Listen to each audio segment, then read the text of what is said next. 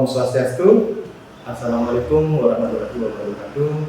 Salam sejahtera bagi kita semua. Salam namo buddhaya, salam kebajikan. Perkenalkan, saya Ibu Sri Mulakade Mahesa Adiwardana, dosen tetap pada program studi teknologi rekayasa konstruksi bangunan air di jurusan Teknik Sipil Politeknik Negeri Bali. Pada saat ini saya dalam proses mengikuti sertifikasi dosen yang diselenggarakan oleh Kementerian Pendidikan Tinggi Sains dan Teknologi tahun 2025. Saya akan melakukan penyusunan dokumen pernyataan diri dosen dalam unjuk kerja Tridharma Perguruan Tinggi atau PDD UKT-PT. Pada kesempatan ini saya akan memaparkan salah satu mata kuliah yang saya ampu, yaitu mata kuliah hidrolika. Saya mengajar mata kuliah hidrolika pada semester genap tahun akademik 2024-2025 dengan bobot 3 SKS, dan mata kuliah hidrolika ini merupakan mata kuliah wajib dengan kode mata kuliah yaitu MPP 41207. Adapun deskripsi dari mata kuliah hidrolika ini yaitu mata kuliah ini merupakan mata kuliah wajib yang mempelajari tentang prinsip-prinsip dasar hidrolika yang memiliki sifat-sifat atau karakteristik dari air, gaya-gaya hidrostatik dan hidrodinamik yang ditimbulkan oleh air baik dalam keadaan diam maupun dalam keadaan bergerak. Hidrokinematika yaitu perilaku aliran air, persamaan energi aliran, aliran melalui lubang atau curat, dan sistem perpipaan atau aliran tutup. Perkuliahan hidrolika diselenggarakan dengan pendekatan blended learning, yaitu perpaduan antara pembelajaran secara luring atau tatap muka langsung dan juga dari media platform e-learning resmi PNB yaitu lms.politech.ac.id. Mahasiswa dapat mengakses materi perkuliahan, mengunduh RPS, serta mengunggah tugas secara online, sementara diskusi interaktif, studi kasus, dan presentasi dilaksanakan secara langsung di kelas melalui tatap muka. Metode pembelajaran yang saya terapkan bersifat aktif, partisipatif, dan berbasis dengan pengalaman nyata. Di antaranya adalah ceramah interaktif untuk membangun pemahaman konsep mahasiswa terhadap teori hidrolika, diskusi kelompok yang mendukung kolaborasi mahasiswa dalam menyelesaikan studi kasus. Kemudian untuk media pembelajaran pada mata kuliah hidrolika ini terdiri dari yang pertama adalah modul dan RPS yang dapat diunduh melalui e-learning PNB. Yang kedua, poin studi kasus dan artikel ilmiah. Serta yang ketiga adalah terkait dengan video pembelajaran. Untuk pencapaian pembelajaran meliputi S1 bertakwa kepada Tuhan Yang Maha Esa dan mampu menunjukkan sikap religius. S2 menjunjung tinggi nilai kemanusiaan dan menjalankan tugas berdasarkan agama, moral, dan etika. P1 menguasai konsep teoritis, metode, dan perangkat dalam perencanaan, pelaksanaan, pengawasan prasarana sarana sumber daya air. P6 yaitu menguasai konsep teoritis pengelolaan proyek konstruksi bangunan air. KU1 atau kemampuan umum 1 mampu menerapkan pemikiran logis, kritis, inovatif, bermutu, dan terukur dalam melakukan pekerjaan yang spesifik di bidang keahliannya serta sesuai dengan standar kompetensi kerja bidang yang bersangkutan. KU2 yaitu mampu menunjukkan kerja mandiri, bermutu, dan terukur. Sementara kemampuan khusus yaitu kemampuan khusus ketiga yaitu mampu melakukan perhitungan struktur beton baja pada konstruksi bangunan air. Kemampuan khusus ke-9 yaitu mampu meningkatkan kinerja proses perancangan dan pelaksanaan konstruksi melalui pengujian, pengukuran, analisis, dan interpretasi data sesuai prosedur dan standar konstruksi bangunan air. Untuk capaian pembelajaran pada mata kuliah atau CPMK yang diharapkan dari mata kuliah ini antara lain adalah CPMK 1, yaitu mahasiswa memiliki keimanan dan ketakwaan kepada Tuhan Yang Maha Esa dan mampu menunjukkan sikap religius. CPMK kedua, mahasiswa mampu memahami tentang perilaku dan karakteristik dari fluida. CPMK ketiga yaitu mahasiswa mampu memahami tentang tekanan statis dan fungsi tekanan. CPMK keempat yaitu mahasiswa mampu memahami tekanan hidrostatik dan gaya hidrostatik pada bidang tekannya. CPMK kelima yaitu mahasiswa mampu memahami tentang aliran fluida. CPMK keenam yaitu mahasiswa mampu memahami perbedaan kehilangan tinggi tekanan. Dan CPMK ketujuh yaitu mahasiswa mampu memahami tentang aliran melalui saluran tertutup. Untuk bahan kajian atau materi pembelajaran pada mata kuliah hidrolika ini meliputi yang pertama adalah pendahuluan mengenai hidrolika dasar, yang kedua sifat-sifat zat cair, yang ketiga hidrostatika, yang keempat ada hidrokinematik, yang kelima adalah hukum kekekalan energi dan persamaan Bernoulli, yang keenam aliran melalui lubang, dan yang ketujuh adalah sistem perpipaan.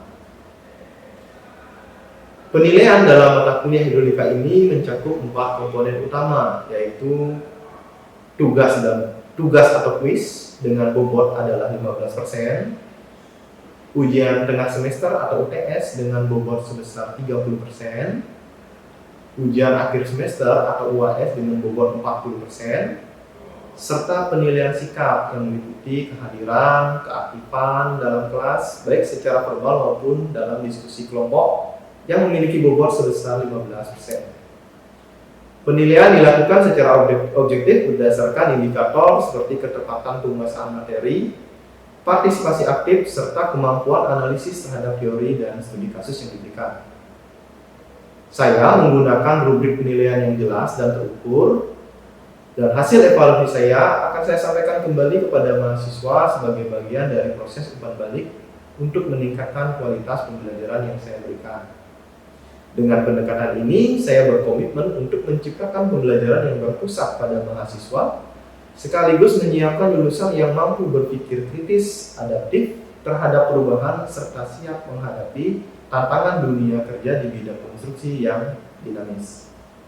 Baik, untuk tahapan berikutnya nanti kita simak video pembelajaran untuk mata kuliah hidrolika. Oke, selamat siang semuanya. Siang. Hari ini saya lanjutkan materi untuk hidrolika terkait dengan bahasan gaya hidrostatika. Jadi pertemuan tenang ini kita fokus untuk membahas tentang gaya hidrostatika. Ya, di sini mungkin ada yang sudah paham atau ada yang sudah baca materi apa itu gaya hidrostatika. Di pikiran kalian itu apa sih gaya hidrostatika?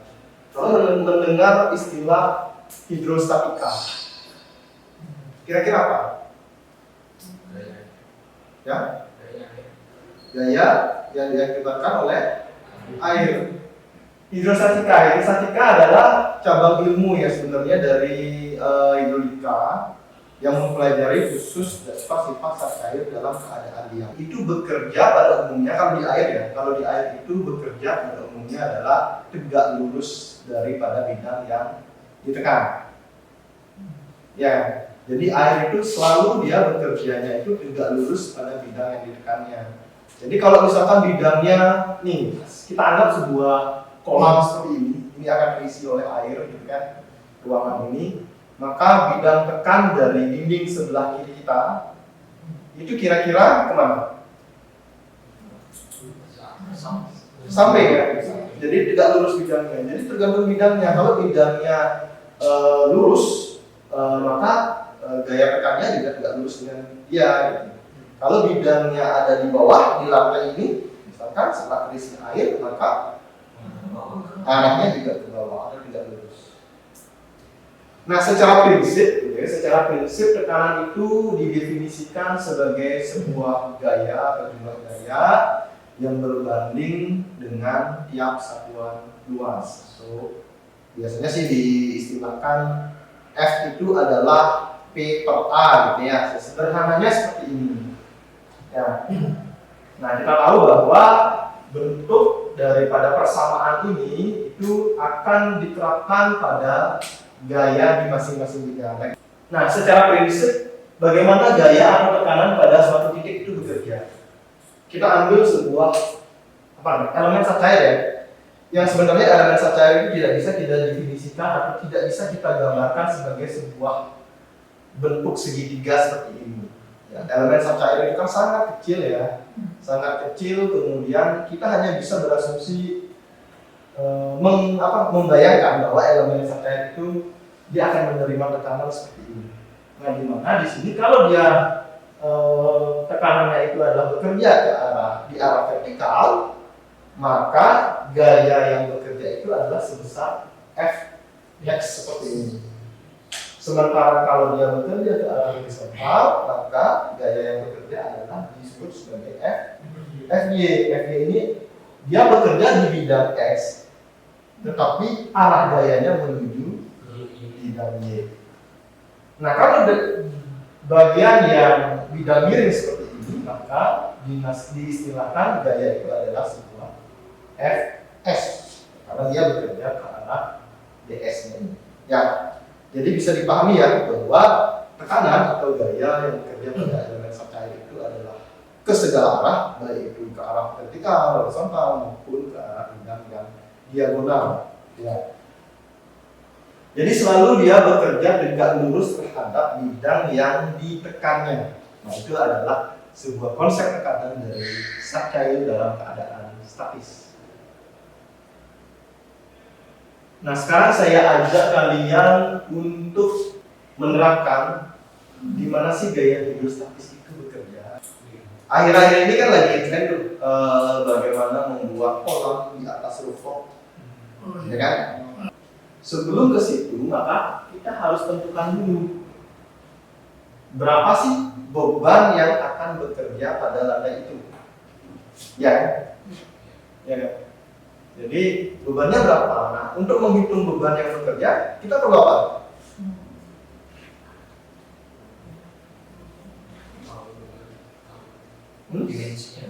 Dimensi, ya. Jadi ada panjangnya ya. Ada panjang. Kalau saya gambarkan secara 3 dimensi kan begini ya jadinya, ya kan? Ada sisi lebarnya. Ya, tahu dulu berapa luasan bidang yang akan ditekan. Kemudian setelah itu perlu tingginya. Jadi berapa tinggi airnya? Nah, ini ya.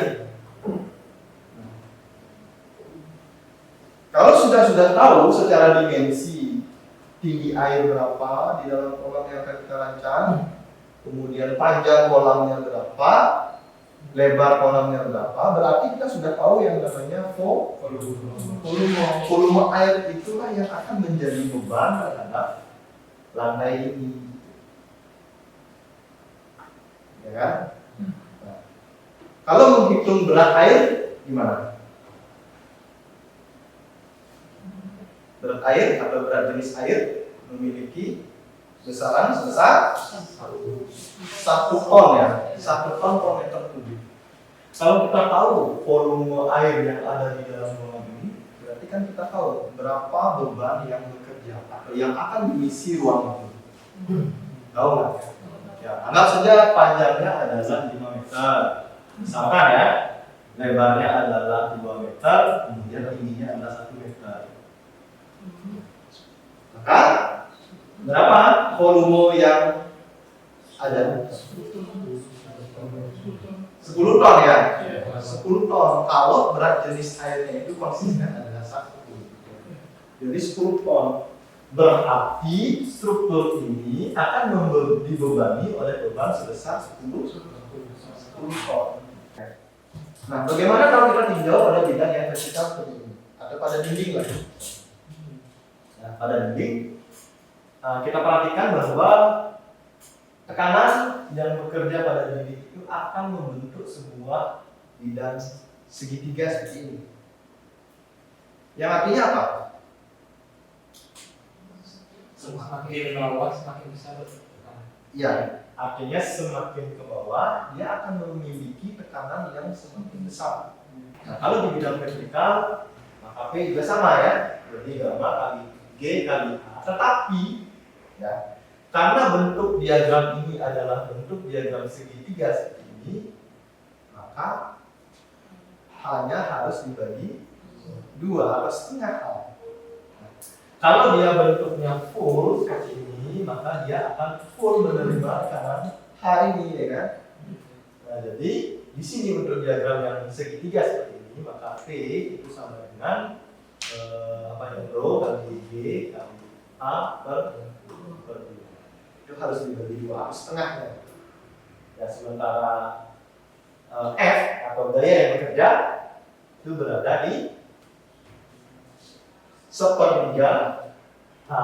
Sini ya tempatnya. Di situ titik pusat dari bidang yang segitiga.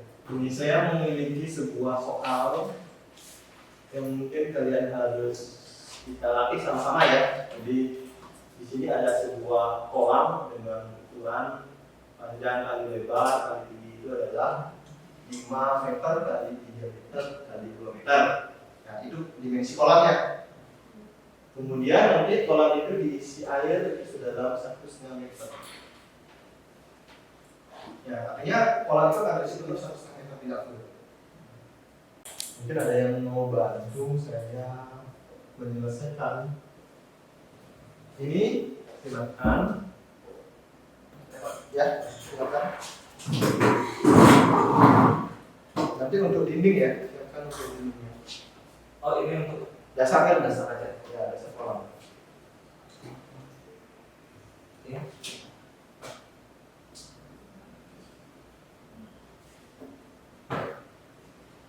Nah, jadi P ya. Kanan dulu, kanan dulu. P sama dengan dari P. Nah, nomornya kita tidak bisa tentukan, maka Kita pakai berat ini saja. air. Ya, jadi gamma ya kali. Jadi 1,5 ton per meter per persegi. Nah, itu adalah tekanan yang bekerja di lantai. Jadi di 1 meter persegi lantai itu menerima tekanan sebesar 1,5 ton. Ya. Nah, itu adalah tekanan. Nah, sekarang coba gambarkan bagaimana diagram tekanan ini bekerja. Di Ya, di sini. Ya, begini juga ya. Iya. Apa Di potongan? diagram Diagram potongan. boleh. Ya. Ya, jadi seperti itu ya.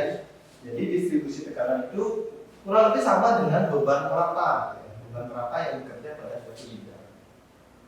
Oke, terima kasih ya kawan-kawan. Jadi ini ya disebut sebagai distribusi tekanan, yaitu P sebesar 1,5 ton per meter persegi. Ya, jadi itu adalah besarnya tekanan yang bekerja.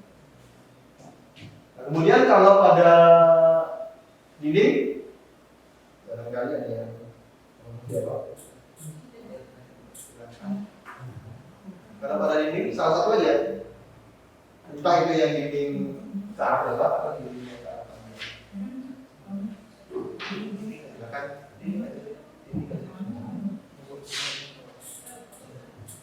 Ayo.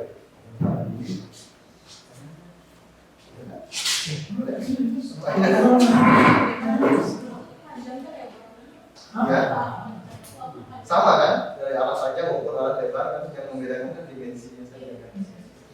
Ya, secara fisik lah. Silakan. Ya, nomor 2. Ya. Ya. Kalau dia lebih ke arah, ya, ini yang ke arah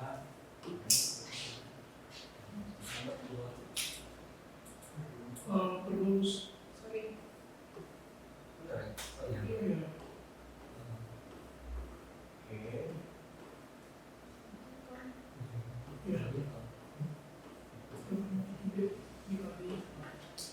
hanya 1,5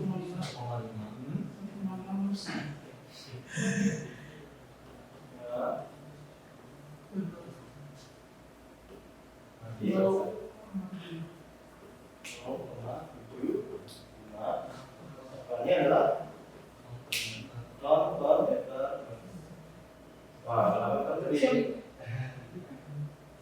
Ya, per meter persegi. Ya, oke. Ya, saya rasa sudah bisa ya semua ya untuk tekanan. Nah, kemudian kalau kita ingin merubah tekanan ini menjadi sebuah gaya, maka apa yang kita lakukan? Dikalikan luas bidang yang ditekan. Nah, kalau misalkan yang ini, yang dasar, berapa F yang bekerja di sini?